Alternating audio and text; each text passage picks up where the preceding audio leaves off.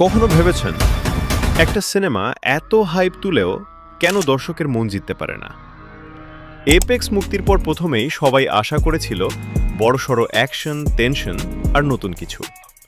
Trailer দেখে মনে হয়েছিল এটা হবে বছরের সারপ্রাইজ প্যাকেজ, কিন্তু রিলিজের পর ছবিটা মিশ্র প্রতিক্রিয়া পেয়েছে।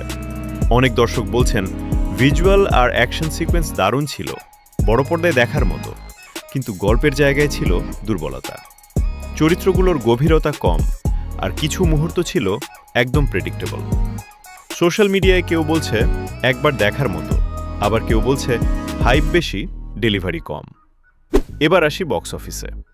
শুরুর দিকে ভালো ওপেনিং পেলেও মুখে মুখে তেমন প্রশংসা না ছড়ানোয় কালেকশন ধীরে ধীরে কমতে শুরু করেছে। মানে শুরুটা জোরে হলেও লং রান নিয়ে এখন প্রশ্ন আছে। সব মিলিয়ে এপেক্স খারাপ না, কিন্তু মাস্টারপিসও না। এটা সেই সিনেমা যেটা দেখে বলবেন ভালো ছিল, কিন্তু আরও ভালো হতে পারত। আপনার রেটিং কত দেবেন কমেন্টে জানিয়ে দিন। আর আপনি যদি এই মুভিটি দেখতে চান তাহলে ডিসক্রিপশনে লিংক দেওয়া আছে।